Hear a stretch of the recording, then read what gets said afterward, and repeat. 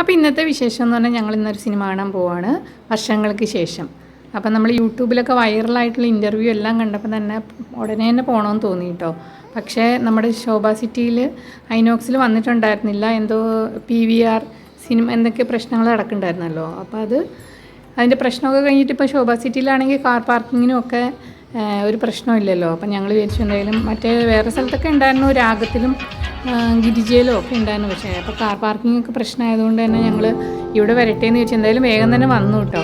അപ്പോൾ ഞങ്ങൾ ശോഭ സിറ്റിയിൽ സിനിമ കാണാൻ പോയേക്കാണ്. നല്ല സിനിമയായിരുന്നു കേട്ടോ, നല്ല അടിപൊളി സിനിമയായിരുന്നു കേട്ടോ. തമാശയും അത്യാവശ്യം നല്ലൊരു സ്റ്റോറി ഉള്ളൊരു സിനിമയായിരുന്നു.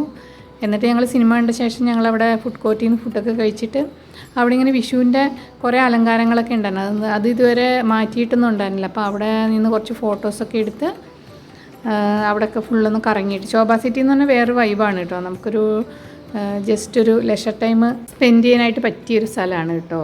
അപ്പോൾ നമ്മുടെ വീടിൻ്റെ തൊട്ടടുത്താണ്. അപ്പോൾ അതുകൊണ്ട് തന്നെ നമുക്ക് പോകാനായിട്ട് വിഷമമൊന്നുമില്ല. അപ്പോൾ നമ്മൾ ഇത് ശോഭ സിറ്റിയുടെ ഫ്രണ്ട് സൈഡാണ്.